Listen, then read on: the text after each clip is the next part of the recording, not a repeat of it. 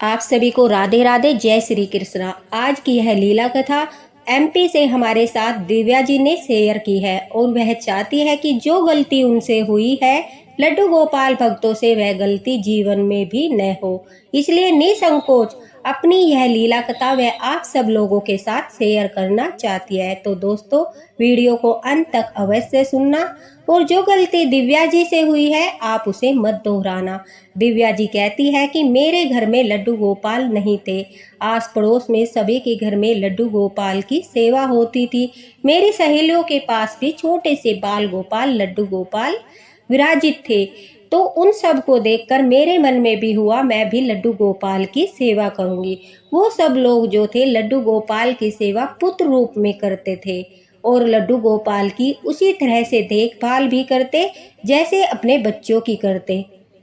तो दिव्या जी कहती है उन सब को देखकर मेरे मन में भी लड्डू गोपाल को विराजित करने का भाव आया और हमने अपने घर में छोटे से प्यारे से बाल गोपाल लड्डू गोपाल को विराजित किया, उनकी सेवा करना शुरू कर दिया। दिव्या जी कहती है कि मेरा एक 7 साल का बेटा है और एक मेरी 4 साल की बेटी है। दोनों बच्चों के साथ मैंने बाल गोपाल लड्डू गोपाल को जो है अपने पुत्र रूप में विराजित किया और अपने बच्चों की तरह ही उनकी देखभाल करने लगी। लड्डू गोपाल की सेवा से जुड़े नियम मैंने स्वयं ही बनाए। जिस प्रकार से मैं अपने बच्चों की देखभाल करती थी उसी तरह से मैंने सोचा लड्डू गोपाल भी मेरे पुत्र है, मैं पुत्र रूप में उनकी सेवा करती हूँ, तो उसी वजह से मैंने अपने सारे नियम स्वयं ही बनाए। अब दिव्या जी कहती है कि मैं भूल गई थी कि वह भले ही मैंने पुत्र रूप में उन्हें विराजित किया है, लेकिन वो ठाकुर जी है, हमारे बिहारी जी का बाल स्वरूप है।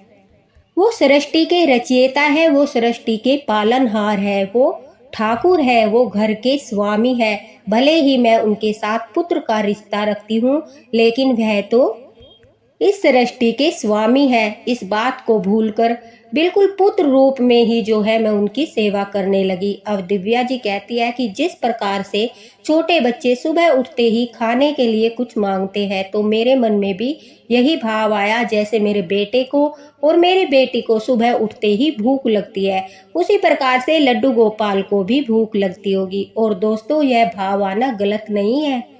लड्डू गोपाल को सबसे पहला भोग उन्हें जगाते ही दिया जाता है, तो उनका यह भाव गलत नहीं था, लेकिन उनकी गलती क्या थी।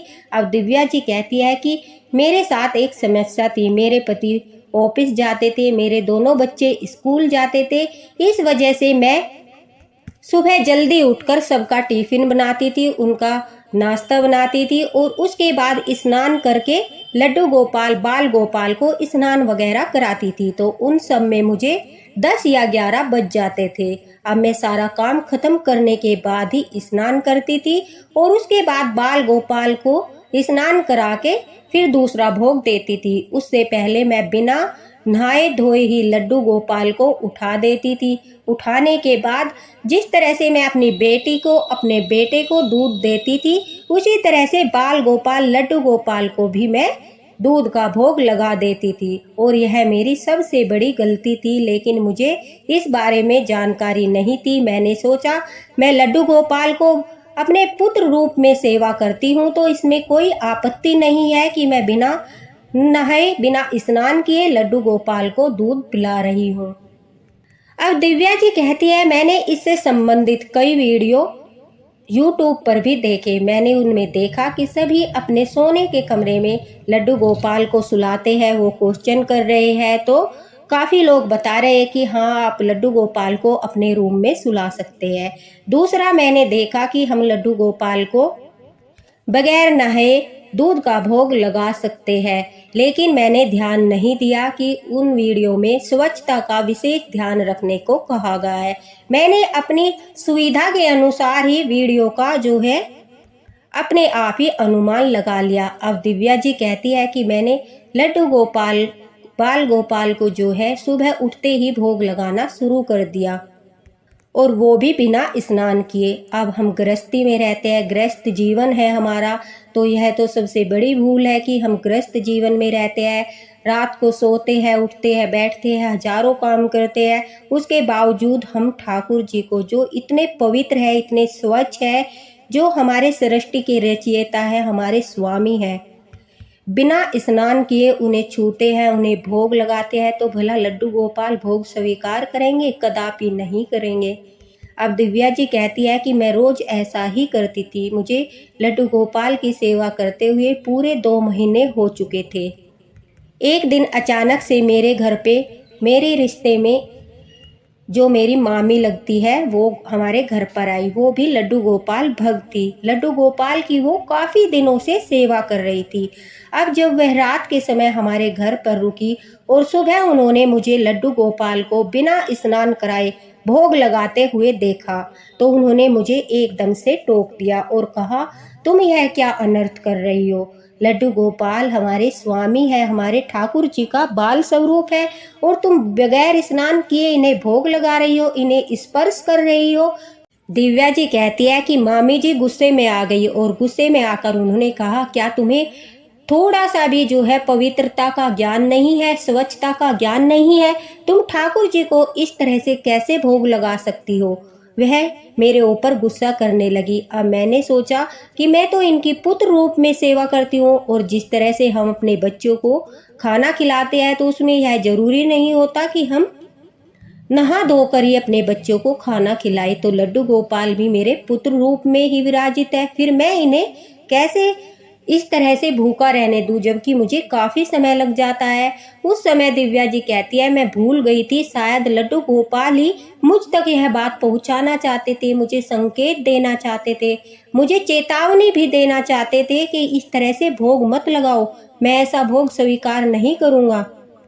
लेकिन मैं उनकी बातों को अनसुना कर देती हूँ। और दिव्या जी कहती है, उनकी बातों को अनसुना करके मैं कह देती हूँ, हाँ ठीक है, मैं आगे से ध्यान रखूंगी मामी जी, मैं स्नान करके भोग लगा दूंगी। अब मामी जी के जाने के बाद दिव्या जी कहती है कि मैंने जिस तरह से मैं सेवा कर रही थी उसी तरह से सेवा जारी रखी। मैंने सोचा कोई कुछ कहता है तो कोई कुछ कहता है, लेकिन मैं तो लड्डू गोपाल को पुत्र मानती हूँ। मैं तो जिस प्रकार से सेवा करती आ रही हूँ उसी प्रकार से करूँगी। अगर कोई इससे बुरा होता या कोई फिर अनर्थ होता इस पूजा करने से, इस तरह की सेवा करने से, तो मुझे लड्डू गोपाल की सेवा करते करते पूरे 2 महीने हो चुके हैं और मेरे साथ कोई भी ऐसी घटना नहीं घटी जिससे मुझे यह लगे कि मैं कोई गलती कर रही हूँ। अब कहते हैं कि कभी कभी व्यक्ति अपनी गलती मानने को तैयार नहीं होता, अपनी एक हट पर लग जाता है कि नहीं मुझे तो यही करना है, यही सही है। उसे वही चीज सही लगती है जो वो करना चाहता है, जिसमें उसे आसानी होती है, जिसे करने से उसे आराम मिलता है। अब दिव्या जी जो थी उन्हें इसी चीज में आराम लगता था कि सुबह उठो, बगैर स्नान करे नाश्ता बनाओ, बच्चों का टिफिन बनाओ, लड्डू गोपाल को भी दूध पिला दो, उसके बाद आराम से सारा काम खत्म करके फिर खुद स्नान करो और तब उस समय लड्डू गोपाल को स्नान करा दो। इस तरह की सेवा में उन्हें आराम लग रहा था, तो वह अपने मन से ही सब कुछ जो है सुविधा अनुसार ही लड्डू गोपाल की सेवा के नियम बना रही थी। और जो लोग उन्हें सही रास्ता दिखा रहे थे, उन्हें लड्डू गोपाल की सेवा के बारे में सचेत कर रहे थे कि इस तरह से मत करो, उन्हें लगता था कि लोग तो कोई कुछ कहता है तो कोई कुछ कहता है, मेरा दिल जो करेगा मैं तो वही करूंगी। उन्होंने लड्डू गोपाल को सचमुच एक पुत्र ही मान लिया था, सचमुच उन्हें मनुष्य की भांति ही मान लिया था। भले ही हमारा रिश्ता ठाकुर जी के साथ भाई का हो, पुत्र का हो, सखा का हो, लेकिन हमें कदापि नहीं भूलना चाहिए दोस्तों, वह ठाकुर जी है, उनके साथ स्वच्छता का भी विशेष ध्यान रखना चाहिए। अब दिव्या जी कहती है कि मामी जी की बात भी जब मैंने नहीं मानी और लगातार मैं इसी प्रकार से सेवा करती रही, अब लड्डू गोपाल नाराज हो गए, उन्होंने अपनी लीला करना शुरू किया। दिव्या जी कहती है, मेरे घर में एक के बाद एक परेशानी आने लगी। कभी मेरे बच्चे बीमार पड़ जाते, तो कभी मेरे हस्बैंड को जो है नुकसान हो जाता, उनके बिजनेस में बहुत ज़्यादा लॉस हो जाता, तो कभी घर में कुछ नुकसान हो जाता। हमारी स्थिति जो है दिन प्रतिदिन आर्थिक स्थिति जो है वो बिगड़ने लगी। घर में स्वास्थ्य भी अच्छा नहीं रहता था, ऐसा लगता था मानो ठाकुर जी की सेवा करते करते फिर भी घर में नेगेटिव एनर्जी बहुत अधिक बढ़ गई है। और मैं इस बात का जो है अनुमान है लगाने लगी कि मैं तो ठाकुर जी की सेवा करती हूँ, लड्डू गोपाल की सेवा करती हूँ, और जिस घर में लड्डू गोपाल की सेवा होती है वहाँ नेगेटिव एनर्जी नहीं आती। फिर मेरे घर में क्यों सब कुछ गलत गलत हो रहा है। अपनी गलती पर दिव्या जी कहती है मेरा कोई ध्यान नहीं गया, मैं बस यही सोच रही थी कि मैं इतने प्यार से इतने प्रेम से ठाकुर जी की सेवा कर रही हूँ, उनकी सेवा में कोई कमी नहीं कर रही हूँ। उनकी पोशाक, उनका श्रृंगार, उनका भोग, उनका स्नान, उनका विश्राम, मतलब सभी चीज़ों का बड़ी बारीकी से ध्यान रख रही हूँ। फिर भी मेरे घर में इस तरह की परेशानियां आ रही है। कुछ समय के बाद दिव्या जी कहती है कि अचानक से उनके हस्बैंड का जो है एक्सीडेंट हो गया। अब उनके हस्बैंड का जैसे ही एक्सीडेंट हुआ तो दिव्या जी ने सोचा कि शायद लड्डू गोपाल की सेवा करने से भी कोई फल प्राप्त नहीं होता। वह लड्डू गोपाल की सेवा इसलिए कर रही थी ताकि उन्हें इस सेवा का फल मिले, उसके घर में सुख शांति बनी रहे, उनकी आर्थिक स्थिति अच्छी रहे। ऊपर से वह गलती भी कर रही थी क्योंकि वह एक गृहस्थ जीवन व्यतीत करती है। रात के समय अपने पति के साथ सोती है, बच्चों के साथ सोती है, तो उस समय हमारा शरीर जो है वो, आप समझ रहे होंगे मैं क्या कहना चाहती हूँ, वो अपवित्र हो जाता है। तो फिर जब सुबह के टाइम हम उठते हैं, हमें स्नान करना चाहिए, साफ स्वच्छ होना चाहिए, उसी के बाद मंदिर में कदम रखना चाहिए। मंदिर एक ऐसा पवित्र स्थान है जो कभी भी अपवित्र नहीं होता, इसलिए ठाकुर जी को मंदिर में विराजित किया जाता है कि वह घर में सबसे पवित्र हिस्सा माना जाता है। तो उसमें स्नान करके ही हमें अपने कदम रखने चाहिए। उसके बाद ठाकुर जी को जगाना चाहिए और उसके बाद उन्हें पहला भोग लगाना चाहिए। अब दिव्या जी कहती है कि उनके मन में यह भाव आने लगा, उन्हें शंका होने लगी कि लड्डू गोपाल जो है उनकी सेवा से प्रसन्न नहीं है। अब वह लड्डू गोपाल को शिकायत करने लगी कि ठाकुर जी, मैं तो आपको अपना पुत्र मानती हूँ, इतनी प्यार से आपकी सेवा करती हूँ, मेरे घर में एक के बाद एक समस्या आ रही है। मेरे हस्बैंड का जो है एक्सीडेंट हो गया, मेरे बच्चों का स्वास्थ्य ठीक नहीं रहता, हमारी आर्थिक स्थिति भी पहले से भी खराब हो गई। और कहती है जो आपको पुत्र रूप में मानते हैं, पुत्र रूप में आपकी सेवा करते हैं, आप उसके सब संकट हर लेते हो, सब दुख को दूर करते हो, फिर मेरे साथ ऐसा क्यों हो रहा है, मुझे कुछ समझ नहीं आ रहा। आप मुझे रास्ता दिखाइए, मेरा मार्गदर्शन कीजिए। मतलब दिव्या जी कहती है कि वो उल्टा लड्डू गोपाल को ही शिकायत करने लगी, जो उनकी सबसे बड़ी भूल थी, सबसे बड़ा अपराध था। अब जब लड्डू गोपाल को उन्होंने शिकायत की तो दोस्तों, हमारे बाल गोपाल लड्डू गोपाल इतने दयावान है, इतने कृपालु है, अगर भक्त उनके साथ कुछ गड़बड़ भी करता है, कुछ गलत करता है, तो फिर भी वह एक मौका अवश्य देते हैं, उन्हें एक बार समझाने की जरूर कोशिश करते हैं, उनका मार्गदर्शन करते हैं। उसके उपरांत भी अगर भक्त को समझ नहीं आती, भक्त को पता नहीं चलता कि उससे क्या भूल हो गई है, तब ठाकुर जी जो है उस घर से हमेशा हमेशा के लिए चले जाते हैं। अब दिव्या जी कहती है कि शायद मेरे पहले जन्मों का कोई प्रारब्ध बाकी होगा, जिस वजह से ठाकुर जी ने मुझे अनुभूति कराई। वह कहती है कि एक दिन मैं जब लड्डू गोपाल को विश्राम कराकर खुद सोने के लिए गई, तभी मुझे सौपन में एक साधु ने दर्शन दिए। वह साधु हमारे गेट पर आया और वह मुझसे खाने के लिए कुछ मांग रहे थे। जैसे ही मैं खाना लेकर गई और मैंने खाना उन साधु के हाथों में रखा तो मैं आश्चर्यचकित हो गई।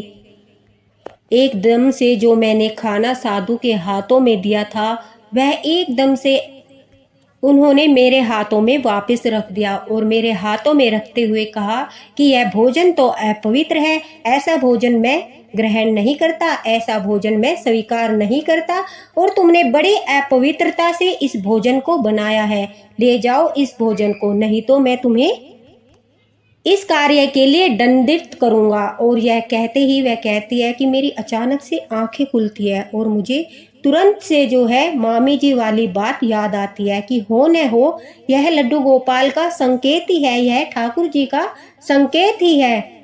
मामी जी सही कह रही थी, जो मैं सुबह सुबह भोग लगाती हूँ शायद वही मेरी सबसे बड़ी भूल है, और इसी कारण से मेरी लड्डू गोपाल सेवा जो है सफल नहीं हो रही, मेरे घर में परेशानियां आ रही है, ठाकुर जी मुझसे नाराज है। मैंने पवित्रता का बिल्कुल भी ध्यान नहीं रखा। दिव्या जी कहती है कि यह सत्य है कि मैं पवित्रता का ध्यान नहीं रखा।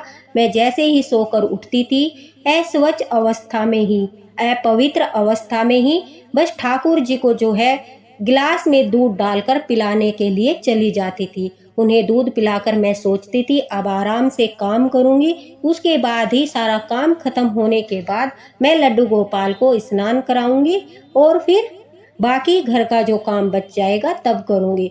अब दिव्या जी कहती है कि मेरी आंखें खुल गई थी, मुझे अपनी भूल का एहसास हो गया था। मैंने सबसे पहले सुबह उठते ही स्नान किया, ठाकुर जी से अपने प्रार्थना की, अपने अपराध के लिए उनसे क्षमा मांगी, उनसे कहा ठाकुर जी इतने दिनों से मुझसे जो भूल हो रही थी उसके लिए मुझे माफ़ कर दीजिए, मुझसे बहुत बड़ी भूल हो गई, मैंने स्वयं से अपने नियम बना लिए। अब दिव्या जी कहते हैं मैंने मामी जी को भी कॉल लगाया और उन्हें कहा कि आप सही कह रही थी, मैंने आपकी बात पर ध्यान नहीं दिया।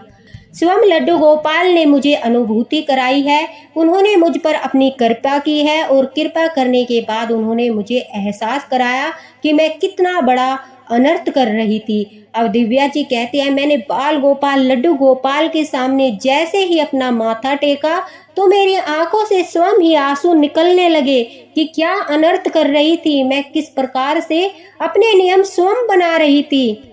मैंने बाल गोपाल से माफ़ी मांगी और हर रोज स्नान करके उनकी सेवा करना शुरू किया। बड़ी पवित्रता के साथ, बड़ी शुद्धता के साथ ठाकुर जी की सेवा करना शुरू किया और आप विश्वास नहीं करोगे, दिव्या जी कहती है कि कुछ ही दिनों में मेरे घर से सब परेशानियां दूर हो गई। मेरे पति का एक्सीडेंट हुआ था, वो बिल्कुल सही हो गए, हमारा काम पहले से भी अच्छा चलने लगा, मेरे बच्चों का स्वास्थ्य ठीक हो गया, यहाँ तक कि हमारी आर्थिक स्थिति पहले से भी अच्छी हो गई और मुझे लड्डू गोपाल की अनुभूति भी होने लगी। मुझे लड्डू गोपाल अपनी अनुभूतियाँ कराने लगे, मुझे पता चल गया बाल गोपाल ने मुझे माफ़ कर दिया है, मुझे क्षमा कर दिया है।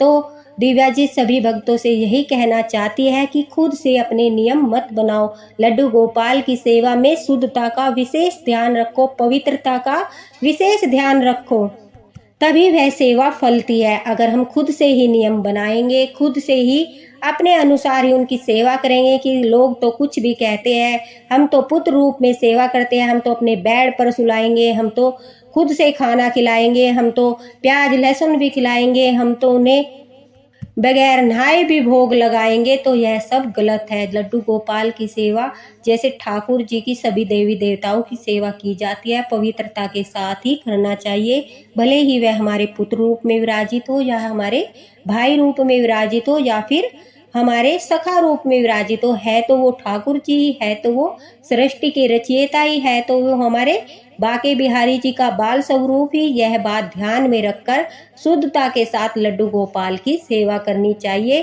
तभी हमें उसका पुण्य प्राप्त होता है, उसका फल प्राप्त होता है और हमारे द्वारा किए गए पापों का अंत होता है।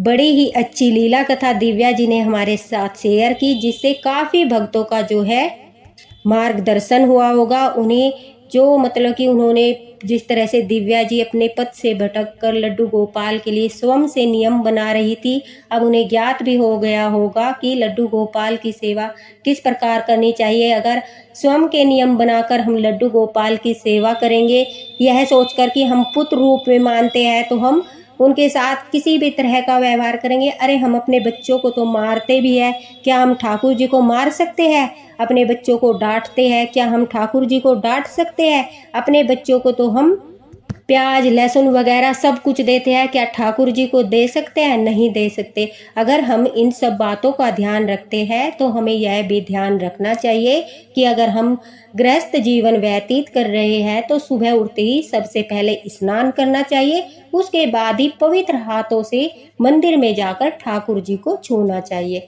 इसी के साथ राधे राधे, हरे कृष्णा। अगर वीडियो अच्छा लगा हो तो शेयर अवश्य करना, ताकि लड्डू गोपाल भक्तों से जो भूल के कारण ऐसी गलतियां हुई है वह दोबारा ऐसी गलती न करे और स्वच्छता के साथ ठाकुर जी की सेवा करे और पुण्य प्राप्त करे। राधे राधे।